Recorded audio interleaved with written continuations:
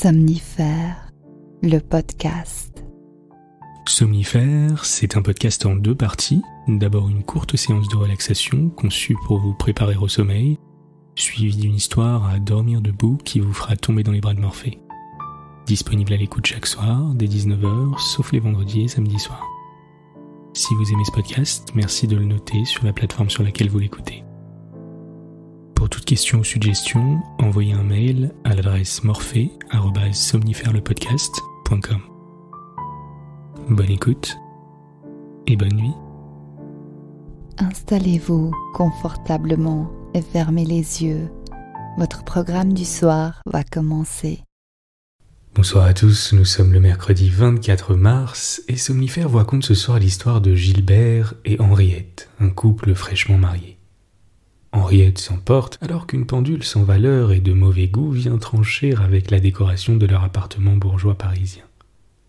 Mais la valeur sentimentale des objets est souvent bien plus précieuse que leur valeur monétaire, et Gilbert a une bonne raison de la garder près de lui.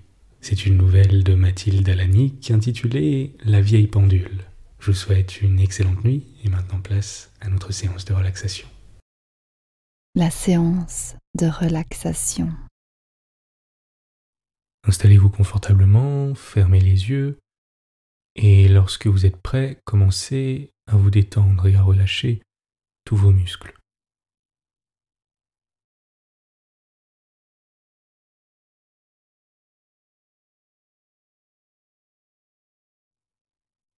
Prenez une grande inspiration par le nez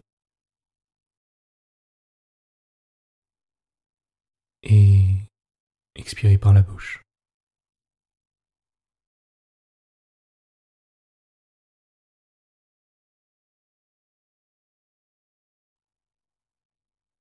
À présent, respirez naturellement, à votre rythme, et laissez aller toutes les tensions ou le stress à l'expiration.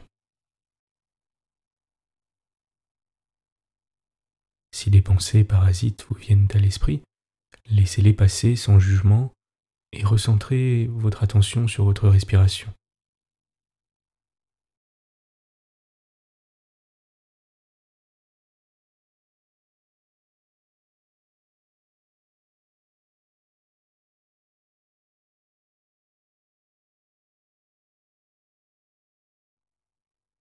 Inspirez, détendez votre cuir chevelu et votre front. Et expirez. Laissez une douce chaleur vous envelopper.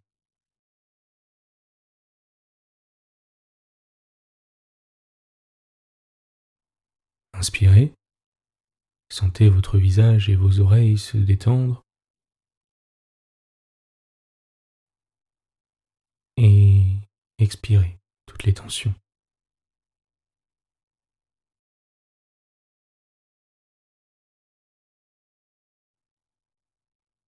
Inspirez, sentez votre cou et vos épaules se détendre. Et expirez, laissant tous les muscles de votre cou et de vos épaules se relâcher complètement sur le matelas.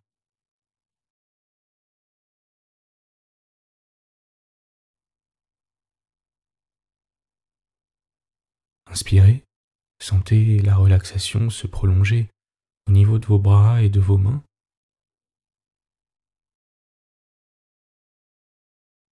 Et expirez toutes les tensions.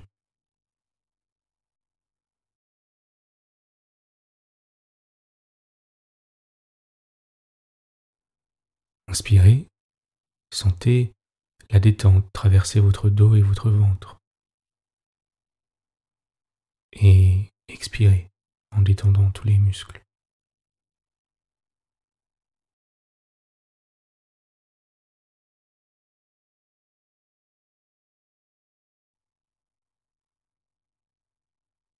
Inspirez calmement et sentez la détente arriver au niveau du bas de votre dos. Expirez et sentez toutes les tensions s'effacer.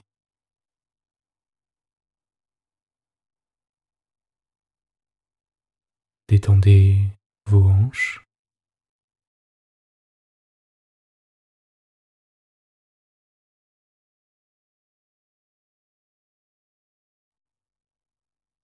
vos fesses,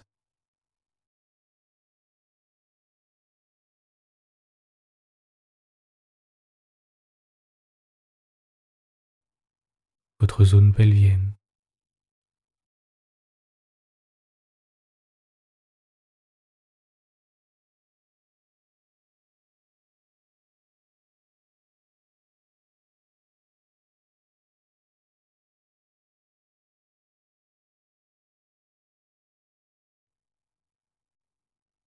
continuez de sentir la détente s'installer davantage à chaque expire.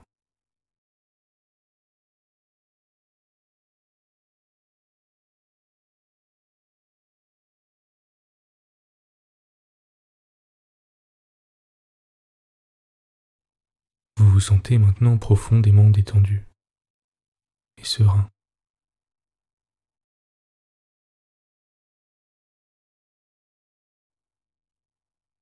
À présent, imaginez que vous vous trouvez sur un nuage blanc, doux et moelleux.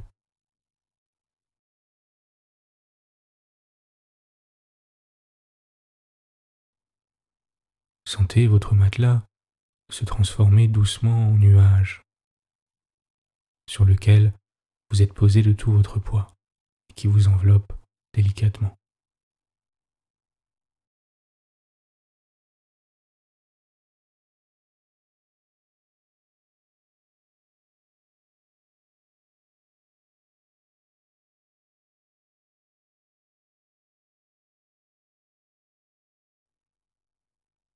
Vous flottez et dérivez lentement sur ce nuage doux et moelleux qui soutient tout votre corps et vous promène lentement, paisiblement, dans les airs.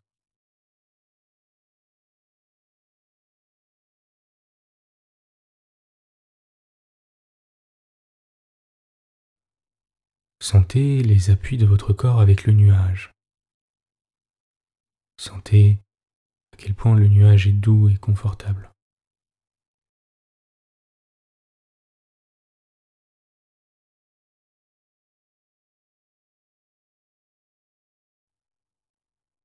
Notez comme cette sensation de flotter dans les airs est agréable.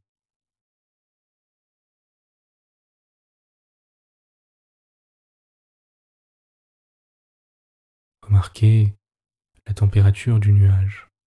Peut-être est-il légèrement frais alors que votre corps est chaud, lourd et s'enfonce davantage dans le nuage qui le maintient fermement.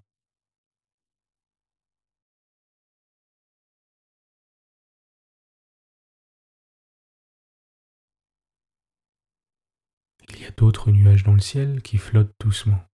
Voyez-les passer avec paresse autour de vous. Votre nuage peut flotter où vous le souhaitez. Si vous aimez être en hauteur, vous pouvez laisser votre nuage monter plus haut dans le ciel.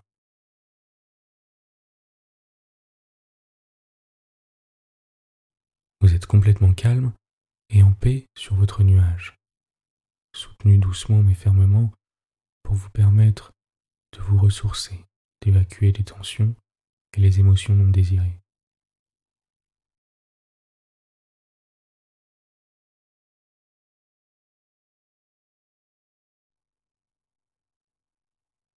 Observez autour de vous et voyez comme il semble y avoir d'autres personnes au loin, confortablement installées sur leur propre nuage.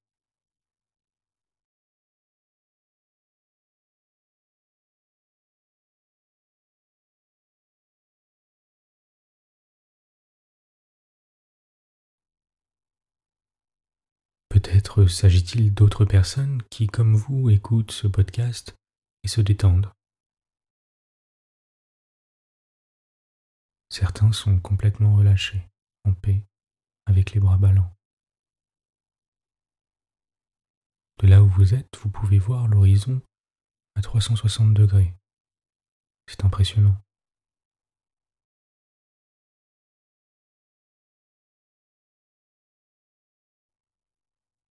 l'horizon s'étire en un cercle complet autour de vous.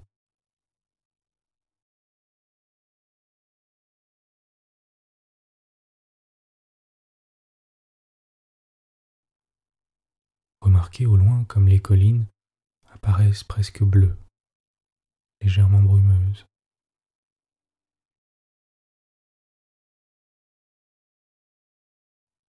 Le nuage se balance doucement, comme un bateau sur une eau presque lisse. Il dérive lentement dans la brise. Vous sentez complètement à l'aise et en sécurité. L'air est si pur. Portez pendant quelques instants votre attention sur votre respiration et sur l'air qui entre et sort de vos narines.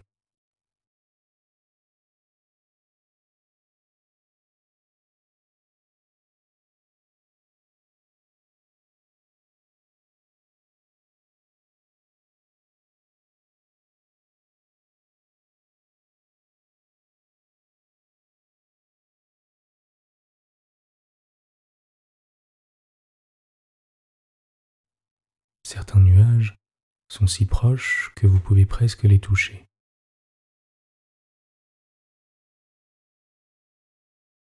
Continuez à flotter sur votre nuage, à dériver lentement, à monter encore plus haut si vous le souhaitez.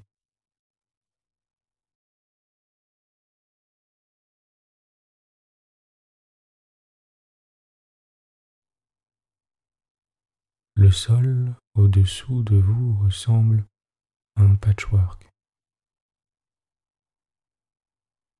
L'herbe verte, les champs couleur dorée, de grandes étendues bleues océans, de plus petits points bleus pour les rivières et les lacs.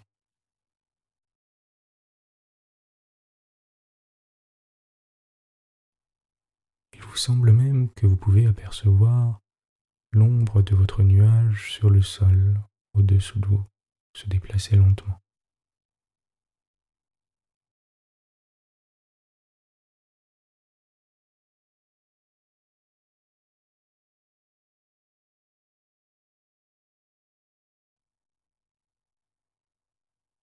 Vous êtes maintenant si proche d'un autre nuage juste au-dessus de vous que si vous tendiez la main, vous pourriez le toucher. Imaginez la sensation que cela vous procurerait.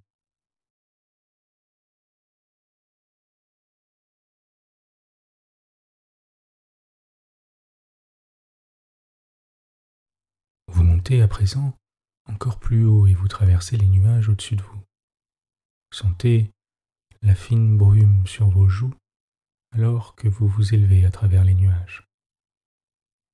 Autour de vous, tout est un blanc magique comme du brouillard. Tout semble vibrant, confortable.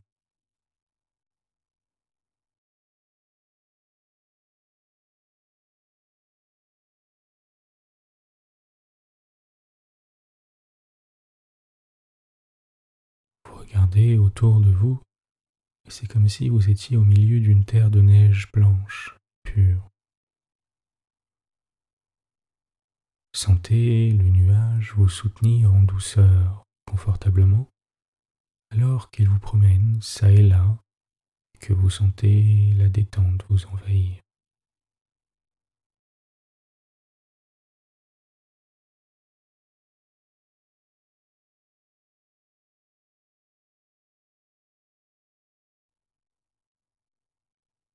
Dirigez votre nuage avec la pensée pour l'emmener où vous le souhaitez.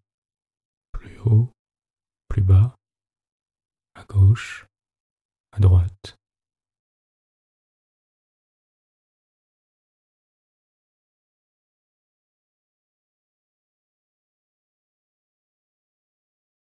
Profitez de la vue qui vous entoure, car vous volez où vous le souhaitez. Portez votre attention sur votre respiration, qui est calme et profonde.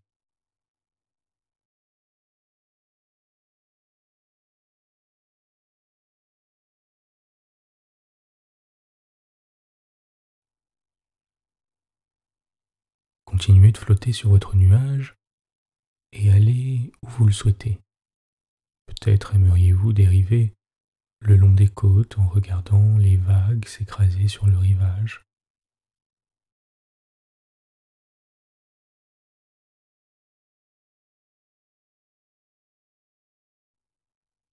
Peut-être aimeriez-vous flotter à travers la ville, dériver entre les bâtiments et regarder les voitures en dessous.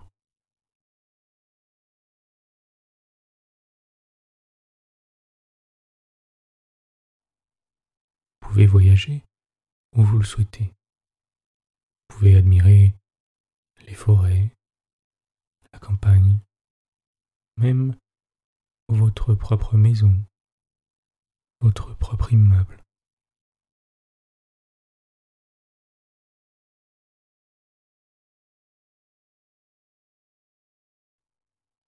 Prenez un moment pour flotter où vous le souhaitez.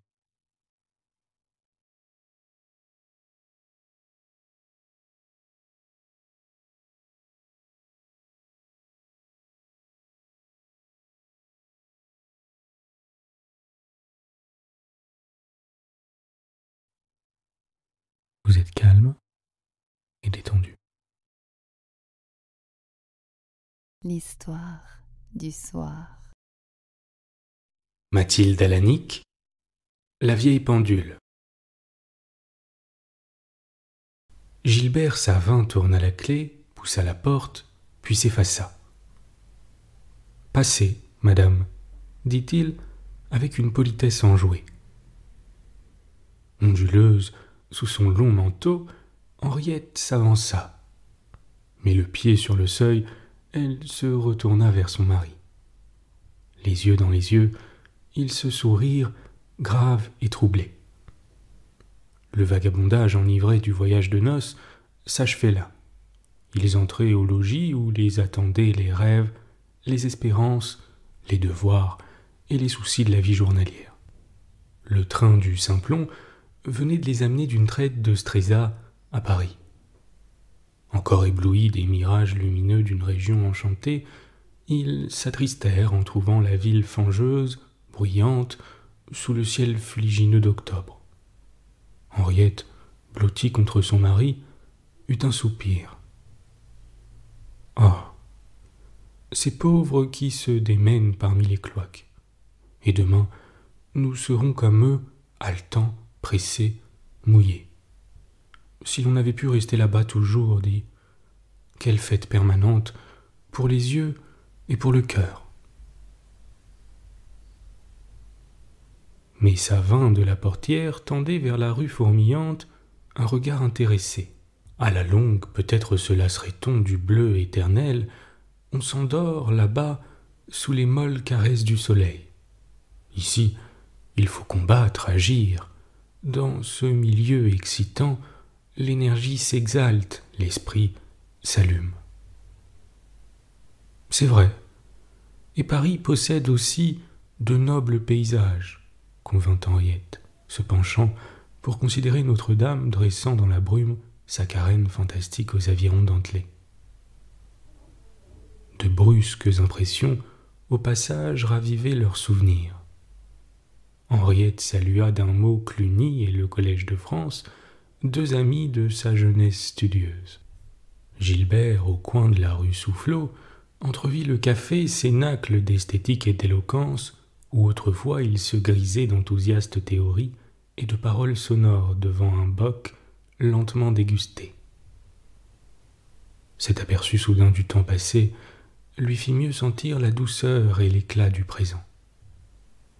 Il s'avoua heureux au-delà de ses primes ambitions. La fortune lui avait souri sans trop le laisser languir.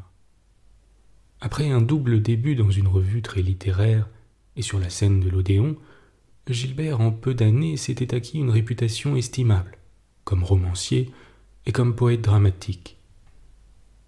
Une collaboration régulière à un grand quotidien achevait d'affermir sa situation matérielle.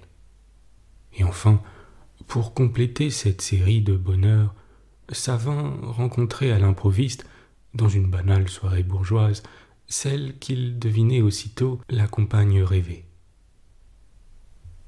Bien sûr, ils étaient prédestinés, car dès la première valse, ils perdirent la mesure.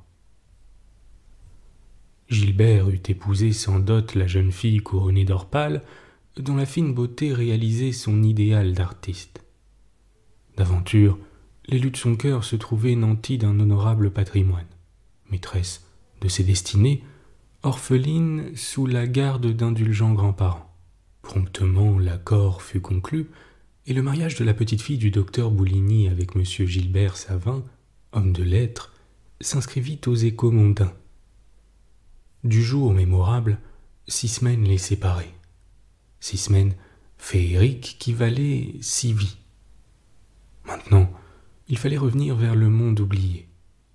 6 semaines, amant insouciant et libre, en passant la porte du logis conjugal, ils se sentaient époux, c'est-à-dire des alliés inamovibles, responsables du bonheur l'un de l'autre, et ces idées les rendaient subitement sérieux. « Madame, monsieur, enfant, que vous devez être fatigué un si long voyage. Ça va vous sembler bon d'être chez vous. » La vieille femme de chambre d'Henriette étourdit quelque temps ses jeunes maîtres de ses soins empressés. Elle dut les quitter pour s'occuper des bagages. Henriette et Gilbert, seuls dans le salon, se tendirent les mains. « Chez nous. Oui, c'est bon d'être chez nous, n'est-ce pas, chérie ?» Ils s'embrassèrent d'un long baiser recueilli, comme pour renouveler leurs fiançailles. Puis Henriette, par-dessus l'épaule de son mari, jeta un coup d'œil complaisant autour de la pièce. « Chez nous. Et c'est gentil, hein, nous nous plairons ici. » Elle l'entraîna, attirée par les bibelots aperçus, et tourna les commutateurs. Les tulipes roses s'éclairèrent. Henriette, amusée, courait d'un angle à un autre, redressant un tableau, reculant un vase, entrant déjà dans son rôle de maîtresse de maison. L'aménagement s'était accompli dans les jours précédant le mariage, sans qu'elle pût surveiller les détails de cette installation. Aussi, la jeune fille fut-elle vite captivée par l'intérêt de cet inventaire. « Tiens, le petit bureau Louis XVI où je serrais tes lettres. Et sur la tablette, cette coupe de Venise où tu nous offris des bonbons à tante et à moi. » Que j'étais confuse et intimidée. Les choses qui t'entouraient parlaient tellement de toi. Et si elles étaient de fidèles interprètes, elles devaient te dire « Venez vite, princesse blonde, notre patron languit de vous et nous oublie. Venez vite nous animer de votre jeunesse charmante, nous serons les amis discrets de votre bonheur. » Et me voilà, dit joyeusement Henriette, lançant un baiser à la ronde. « Bonjour, amis, nous ne nous quitterons plus. » De pas en pas, la visite domiciliaire s'interrompait ainsi par des puérilités tendres ou de folâtres souvenirs. Cependant, Gilbert, à l'autre bout du salon, d'un geste emphatique, soulevait la portière persane. « Viens voir mon chantier. » Ce lieu consacré au rude travail de la pensée, l'ouvrier intellectuel l'avait voulu garder simple et austère. Autour des murs, tendus de toile ocrée, aucun vestige de ce bric-à-brac qui amuse la vue et distrait la méditation, mais des livres et des livres pressant leurs rangées multicolores. Au-dessus des rayons, en face du bureau, la victoire de Samothrace prenait son essor. Sur la table à écrire, un petit portrait de la mère de Savin et une grande photographie où Henriette, fiancée, souriait avec une joie rêveuse. La jeune femme eut l'impression de pénétrer dans un sanctuaire. Elle serra la main de son mari et parla bas. « Je n'entrerai ici qu'avec ta permission. » Tout à coup, une commotion rompit ce recueillement. Madame Savin jeta une exclamation et pointa le doigt vers un objet dont la vue tout à coup la bouleversait. Comment je retrouve ici cette horreur qui m'avait tant choqué, chez toi? Tu m'avais promis de t'en défaire. C'est un oubli, n'est-ce pas? Mais vite au rebut cette machine abominable. La concierge n'en voudrait pas. » Son bras raidi d'indignation désignait une pendule posée sur une console, dans le coin le plus reculé. Une pendule de zinc bronzé, à globe et à socle, dont le cadran servait d'appui à M. de Buffon, écrivant d'un air noble et inspiré en compagnie d'un renard, d'un aigle, d'un crocodile et d'une couleuvre. Henriette attachait une importance extrême au décor de son intimité. Ce monument en toque Louis-Philippe, détonnant comme une fausse note dans un élégant intérieur parisien, lui inspirait le plus violent dégoût. « Oh, Gilbert, fais enlever cela vite, je ne saurais supporter davantage cette chose lamentable. C'est à en pleurer. » Elle se tourna vers Gilbert avec un désespoir enfantin. Son mari lui apparut raide, sombre, un peu pâli, et fixant sur la pendule des yeux troubles. « Comment ?» fit-elle surprise. « Tu parais tout déconcerté. Peut-être trouves-tu cela joli? Ne l'avoue pas, ce serait une perversion du goût qui m'épouvanterait. Ne me dis pas que tu tiens à cette absurde horloge, j'en serais malade. » Le jeune homme sourit, sans gaieté. Henriette insista, plaintive comme une petite fille boudeuse. « Tu y tiens à cette petite machine baroque? Ce n'est pas possible, dis. » Avec douceur mais nettement, il répondit. « Si, ma chérie, j'y tiens. » Elle s'écarta d'un vif sursaut de révolte. Gilbert l'attira d'une caresse suppliante. « Ne te fâche pas, asseyons-nous là sur ce divan tout près pour notre causerie. Et écoute l'histoire de la vieille pendule qui contient aussi la mienne. Tu dois avoir raison en la déclarant laide, grotesque, horripilante. Elle est depuis longtemps devant mes yeux que je ne puis plus la juger. » Il s'arrêta un instant, prit la main d'Henriette et, pensif, fit jouer l'anneau de mariage sur le doigt fin. « Ce sera une très humble histoire, » poursuivit-il, grave et hésitant. « Elle t'apprendra en quel milieu différent nous fûmes initiés à la vie et à quel point tu t'es mésallié. »« Ne parle pas ainsi, c'est mal, » protesta-t-elle en se débattant. « Peut-être n'as-tu jamais bien compris ce qui sépare nos deux passés, » insista Gilbert, obstiné à son idée. « En m'acceptant, tu ne voulus considérer que mon mérite de self-made man et la probité de ma souche plébéienne. Mais toi, petite bourgeoise, ayant joui sans y penser dès l'enfance des avantages de l'aisance et de l'éducation, il te faut bien te figurer ceci.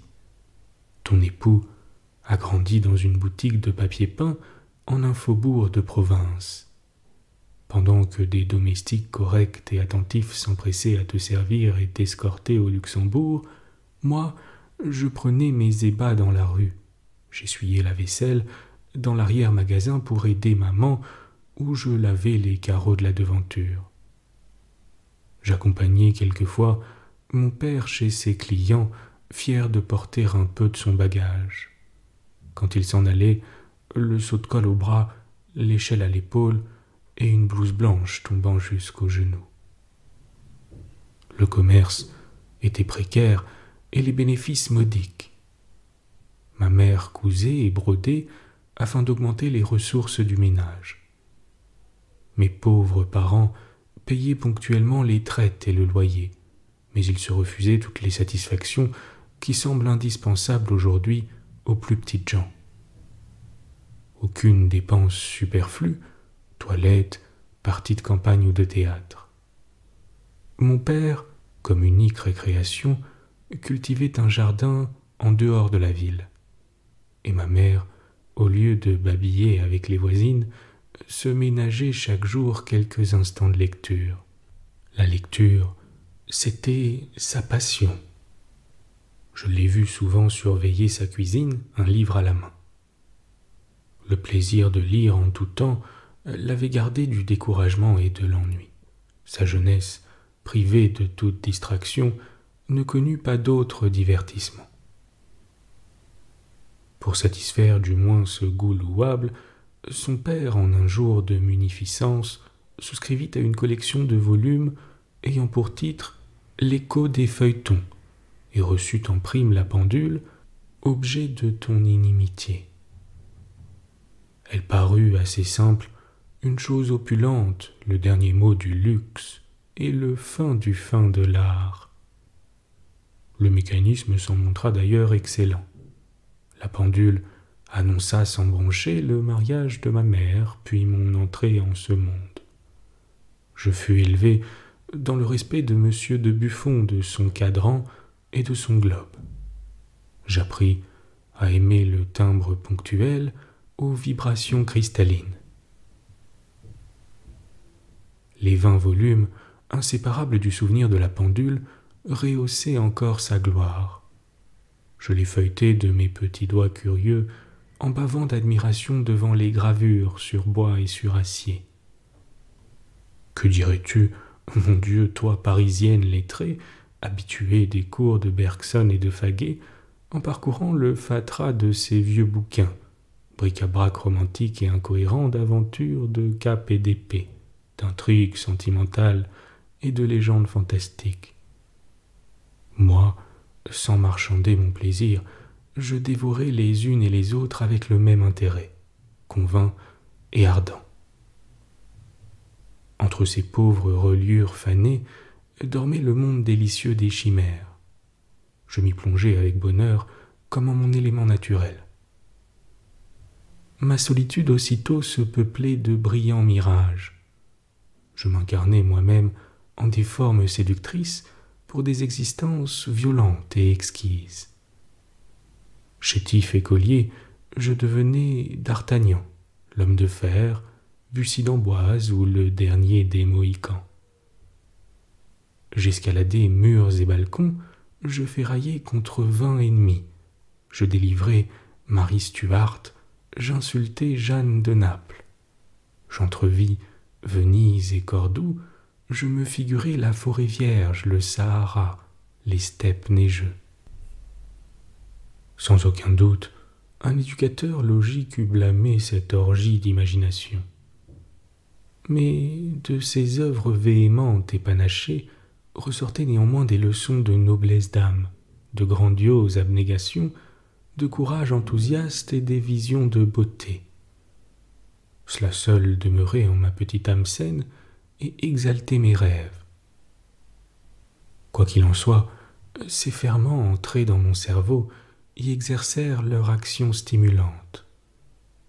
Et quand la pendule marqua l'instant où s'accomplissait ma 12e année, j'avais déjà commis 300 ou 400 vers et composé un roman espagnol, s'il vous plaît, Juanita. Mais hélas, une autre heure arriva bientôt, plus solennelle et plus tragique. Mon pauvre père trépassa, tranquille et vaillant, tel qu'il avait vécu. Nous dûmes quitter la petite boutique pour un logement très restreint dans une rue retirée. La pendule nous accompagna, et devant la cheminée au maigre feu qui lui servait de piédestal, des soirs et des soirs s'écoulèrent, veillées muettes et actives, où de menus bruits rythmés par le balancier grignotaient avec ardeur le silence. Trop de ma plume sur le cahier, froissement des pages tournées, crépitation de l'étoffe, au va-et-vient de l'aiguille maternelle.